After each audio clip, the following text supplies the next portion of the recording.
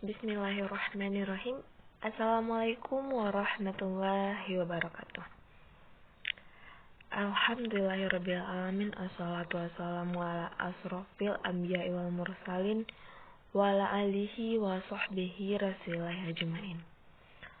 Puji syukur kita ucapkan kepada Allah Subhanahu wa taala yang telah melimpahkan rahmat dan karunia-Nya kepada kita semua.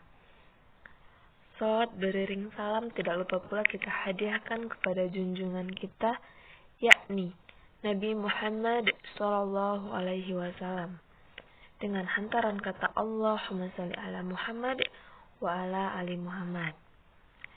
Baik teman-teman semua, pada pertemuan kali ini saya akan terlebih dahulu memperkenalkan diri saya. Saya yaitu Risma Rahayu, mahasiswi jurusan Ilmu Agama Islam, Fakultas Ilmu Sosial, Universitas Negeri Padang. Pada pertemuan kali ini saya ingin membahas tentang perkembangan globalisasi dalam formulasi kebijakan pembangunan hukum nasional Indonesia. Pada pertemuan kali ini saya akan menjelaskan terlebih dahulu apa itu globalisasi. Nah, globalisasi adalah suatu fase yang harus kita ikuti dengan segala dampak yang dirasakannya, baik itu dampak yang positif maupun dampak yang negatif bagi bangsa kita. Globalisasi melahirkan perkembangan yang baru, baik di bidang ekonomi, hukum, sosial, budaya, maupun pembangunan bangsa Indonesia. Nah, kita lihat pada judul yang kita ambil ini, yaitu perkembangan globalisasi dalam formulasi kebijakan pembangunan hukum nasional Indonesia. Tentu saja kalau bicara dengan perkembangan globalisasi di Indonesia, dalam perkembangan hukum di Indonesia dibutuhkan sebagai instrumen dari pembangunan hukum nasional kita. Bukan hanya pelindung bagi para investor, tetapi juga sebagai pelindung bagi bangsa kita. Namun, proses penyesuaian hukum di masa transisi dari era kolonial menuju Indonesia merdeka tidak dapat berlangsung sesuai dengan kelaziman.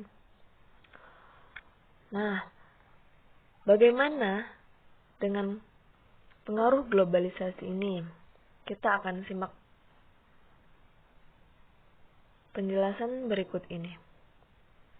Terlebih dahulu, yang pertama, ada globalisasi terhadap jati diri bangsa Indonesia.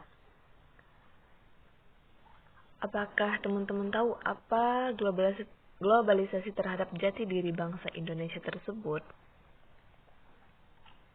Nah, di sini saya akan menjelaskan tentang globalisasi terhadap jati diri bangsa Indonesia. Salah satu faktor memudarnya jati diri bangsa adalah kemajuan ilmu pengetahuan dan teknologi atau zaman globalisasi. Seperti yang kita ketahui pada yang pertama tadi, globalisasi adalah suatu fase yang harus kita ikuti dengan segala dampak yang dirasakannya, baik itu dampak yang positif maupun dampak yang negatif bagi bangsa kita. Globalisasi melahirkan perkembangan yang baru baik di bidang ekonomi, hukum, sosial, budaya, maupun pembangunan bangsa Indonesia. Maka dari itu, salah satu faktor memudarnya jati diri bangsa adalah kemajuan ilmu pengetahuan dan teknologi atau zaman globalisasi tersebut. Nah, pada struktur masyarakat Indonesia, menurut Nasikun ditandai oleh dua ciri yang bersifat unik, yaitu secara horizontal, ia ditandai oleh adanya kesatuan sosial yang mendasar pada perbedaan suku bangsa, agama, adat, serta kedaerahan. Dan sifat yang kedua itu secara vertikal. Terdapat perbedaan yang cukup tajam antara lapisan atas dan bawah. Perbedaan suku bangsa, agama, adat, dan kedaerahan seringkali disebut juga sebagai ciri masyarakat Indonesia yang bersifat majemuk. Nah, kita bicara dengan majemuk, otomatis kita juga membahas tentang masyarakat majemuk di sini. Masyarakat majemuk menurut masyarakat Indonesia yang bersifat majemuk. Masyarakat majemuk menurut Furnival adalah suatu masyarakat tempat anggota-anggota masyarakatnya kurang memiliki loyalitas terhadap masyarakat secara keseluruhan, kurang memiliki homogenitas kebudayaan, dan bahkan kurang memiliki dasar untuk saling memahami satu sama lain. Itu semua diakibatkan karena adanya globalisasi yang sudah sangat berkembang. Ada beberapa hal yang menyebabkan terbentuknya masyarakat majemuk di Indonesia. Di sini bisa teman-teman lihat, yang pertama itu terdapat banyak suku bangsa yang mendiami wilayah Indonesia dalam sekitar 3.000 pulaunya. Yang kedua, karena terletak di antara Samudra Indonesia dan Samudra Pasifik, membuat Indonesia berada di tengah-tengah lalu lintas perdagangan, sehingga mempengaruhi terciptanya perbedaan agama. Nah, hal yang menyebabkan terbentuknya masyarakat majemuk di Indonesia yang ketiga yaitu perbedaan iklim dan struktur tanah, berupa perbedaan curah hujan dan kesuburan tanah di berbagai daerah di Nusantara. Menciptakan dua macam lingkungan ekologis, yaitu daerah pertanian sawah di Jawa dan Bali, serta daerah pertanian ladang di luar Pulau Jawa. Nah, sebenarnya masyarakat majemuk itu disatukan oleh Pancasila dan Undang-Undang Dasar 1945 dengan semangat Bhinneka Tunggal Ika, yang berarti berbeda-beda tetapi tetap satu juga. Terciptanya persatuan dalam masyarakat yang majemuk tersebut dapat dilakukan melalui integrasi budaya atau integrasi nasional untuk membentuk kebudayaan nasional. Nah, kita masuk pada poin kedua, yaitu pengaruh globalisasi di Indonesia sebagai wujud pembangunan nasional. Seperti yang kita tahu di atas tadi, bahwasanya globalisasi itu salah satu faktor memudahnya jati diri bangsa Indonesia. Yang kedua ini, globalisasi di Indonesia sebagai wujud pembangunan nasional, pengaruhnya. Sebenarnya globalisasi merambah segala bidang kehidupan manusia. Globalisasi bukanlah sebuah proses yang berdiri sendiri. Namun, terdapat sebab-sebab sosial, ekonomi, dan politik tertentu yang melatar belakangi, serta mempermudah perkembangannya. Oleh karena itu, muncullah globalisasi ekonomi, globalisasi politik, globalisasi pertahanan, dan keamanan. Salah satu aspek globalisasi dan hukum adalah bagaimana dimanfaatkan oleh negara maju terhadap negara berkembang untuk kepentingan politik.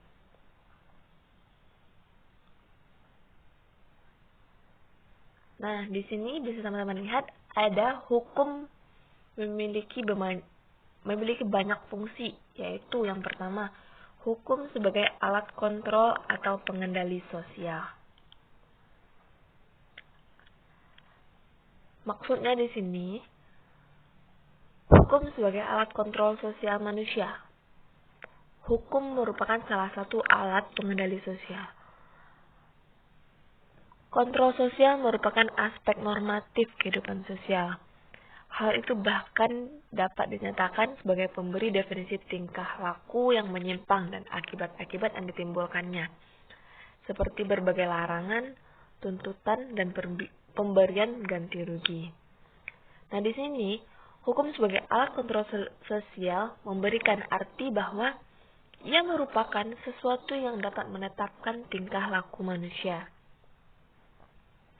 Tingkah laku ini dapat didefinisikan sebagai sesuatu yang menyimpang terhadap aturan hukum. Sebagai akibatnya, hukum dapat memberikan sanksi atau tindakan terhadap si pelanggar. Karena itu, hukum pun menetapkan sanksi yang harus diterima oleh pelakunya. Hal ini berarti bahwa hukum mengarahkan agar masyarakat berbuat secara benar menurut aturan sehingga ketentraman terwujud. Nah, fungsi hukum yang kedua yaitu hukum sebagai alat untuk mengubah masyarakat. Di sini posisi hukum sebagai sarana untuk melakukan perubahan atau rekayasa sosial menjadi semakin besar.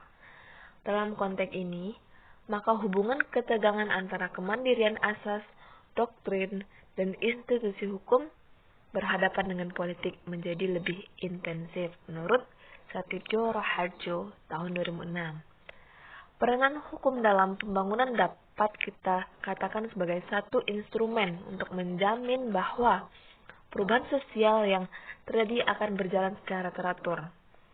Perubahan sosial yang teratur melalui prosedur hukum, baik dalam bentuk peraturan perundang-undangan atau keputusan badan-badan peradilan, akan lebih baik daripada bentuk perubahan yang tidak teratur, lebih melalui cara-cara kekerasan, perubahan maupun ketertiban, atau keteraturan merupakan tujuan kembar dari masyarakat yang sedang mengalami perubahan. Ada fungsi hukum yang ketiga, hukum sebagai alat politik. Nah, maksudnya di sini hukum sebagai alat politik dalam arti alat untuk mewujudkan cita-cita politik negara, meski harus diingat bahwa hukum juga tidak terlepas dari hasrat orang-orang atau golongan yang memerintah. Namun mereka menyusun hukum itu tidak lepas dari dasar konstitusi negara yang memuat cita-cita nasional. Nah, lanjut. Dalam 5 tahun terakhir ini telah banyak sebenarnya keluhan tentang rongrongan kedaulatan Republik Indonesia dalam proses legislasi. Hal tersebut tentunya menjadikan negara kita lemah di dalam penegakan hukumnya, bahkan juga dalam peraturannya itu sendiri. Pada fungsi hukum tadi, hukum sebagai alat pengganti kekuasaan kolonial, di mana pasca progres dekolonisasi dua hal yang menarik. Pertama adalah jumlah negara yang semakin banyak, dan yang kedua, objek yang diperebutkan adalah pasar, bukan lagi wilayah dikotomi masyarakat internasional, di mana negara maju dan negara berkembang. Selanjutnya, pengaruh globalisasi akan tetap didominasi oleh negara maju, sedang negara berkembang hanya sebagai pengikut dari negara maju.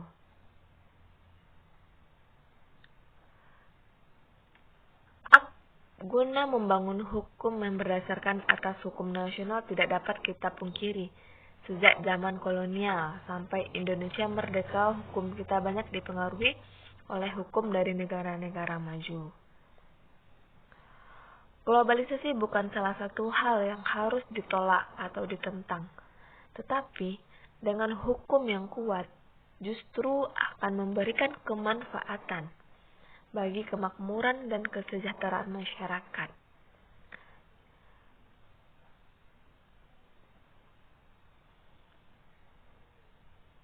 Kemanfaatan bagi kemakmuran dan kesejahteraan masyarakat Indonesia pada khususnya. Pondasi yang perlu diperhatikan adalah Pancasila dan Undang-Undang Dasar 1945.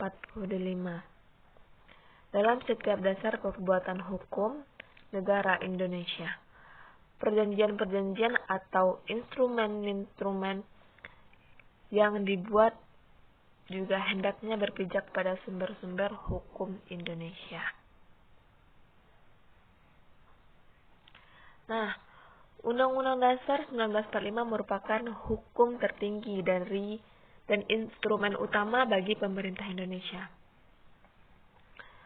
Sejak awal berdirinya NKRI pada tanggal 17 Agustus 1945 dengan sistem desentralisasi para pendiri negara telah menjatuhkan pilihannya pada prinsip pemencaran kekuasaan dalam penyelenggaraan pemerintahan negara Indonesia yang tujuannya tercantum pada alinea keempat pembukaan Undang-Undang Dasar 1945. Nah, tujuannya itu yaitu melindungi segenap bangsa Indonesia dan seluruh tumpah darah Indonesia, dan untuk memajukan kesejahteraan umum, mencerdaskan kehidupan bangsa, dan ikut melaksanakan ketertiban dunia yang berdasarkan kemerdekaan, perdamaian abadi, dan keadilan sosial. Globalisasi hukum tidak dapat kita pungkiri menimbulkan pengaruh yang besar pada sistem hukum suatu negara. Karena globalisasi, misalnya saja dalam bidang ekonomi, menyebabkan terjadinya globalisasi hukum. Globalisasi hukum tersebut tidak hanya didasarkan kesepakatan internasional antar bangsa, tetapi juga pemahaman tradisi hukum dan budaya antara Barat dan Timur. Namun, peranan hukum dalam pembangunan ekonomi dan pengelolaan sumber daya alam atau SDA dalam era globalisasi dan modernisasi saat ini masih saja diperdebatkan. Hal ini karena hukum bagaimanapun sangat dibutuhkan untuk mengatur kehidupan masyarakat dalam segala aspeknya.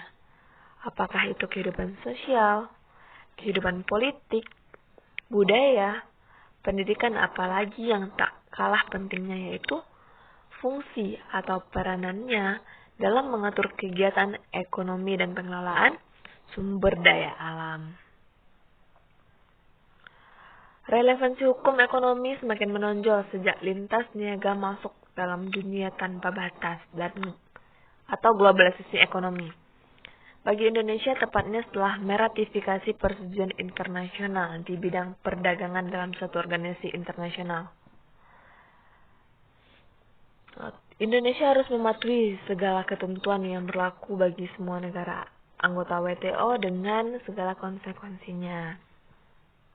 Hal tersebut hendaknya perlu kita jaga dan kuatkan agar kedepannya bisa sama-sama menguntungkan dan memberikan dampak yang positif bagi sistem hukum yang ada di negara Indonesia, khususnya atau negara-negara lain yang bergabung dalam pembentukan setiap instrumen internasional. Nah, jadi perkembangan globalisasi di Indonesia sangat cepat sekali. Dampak yang diberikan dari globalisasi dapat dirasakan dalam segala bidang, baik ketahanan, keamanan, dan hukum, bidang ekonomi, bidang sosial, budaya, dan politik, di mana dari berbagai bidang tersebut memiliki pengaruh yang positif dan negatif. Efek dari globalisasi. Perkembangan globalisasi dalam hukum di Indonesia sebagai wujud pembangunan hukum nasional tentunya tidak dapat kita pungkiri menimbulkan pengaruh yang besar pada sistem hukum suatu negara. Karena globalisasi misalnya saja dalam bidang ekonomi menyebabkan terjadinya globalisasi hukum. Pondasi yang perlu diperhatikan adalah Pancasila dan Undang-Undang Dasar 1945 dalam setiap dasar pembuatan hukum negara Indonesia. Perjanjian atau instrumen-instrumen yang dibuat juga hendaknya berpijak pada sumber-sumber hukum bangsa Indonesia. Nah, baiklah teman-teman, sekian materi yang dapat saya sampaikan. Mohon maaf apabila ada kesalahan. Terima kasih telah mendengarkan, telah menyimak materi yang saya sampaikan tadi. Jika banyak salah, saya mohon maaf.